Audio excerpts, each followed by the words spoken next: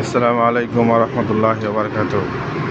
প্রিয় সাবস্ক্রাইবার ভাই বোনেরা, যারা আমার চ্যানেলটি সাবস্ক্রাইব করেছেন, যারা আমার ইউটিউব চ্যানেলটি দেখেন, আপনাদেরকে অসংখ্য ধন্যবাদ। আমি সংক্ষেপে কিছু কথা বলতে চাই। আপনাদেরকে তো আমি এপক্সি রং কীভাবে করতে হয় ফ্লোরের মধ্যে অনেক দিন যাবত আমি ভিডিও দিছি। এখন দেখেন, পুটিন মারলাম, পুটিন মারার ভিডিওটি দিলাম, আপনারা দেখলেন।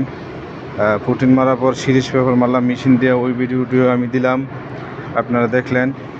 এখন হচ্ছে গিয়া পুটিন মারার পর সিরিজ পেপার মারলাম মেশিন দিয়ে, সিরিজ পেপার মারার পর এখন কাপড় পানি দিয়ে ভিজিয়ে তারপর ফাইনাল পরিষ্কার করতেছি। পরিষ্কার করার পর ফাইনাল রং মারবো ইনশাল্লাহ। যারা আমার চ্যানেলটি সাবস্ক্রাইব করেনি, প্লিজ ভাইয়া আমার চ্যানেলটা সাবস্ক্রাইব করবেন।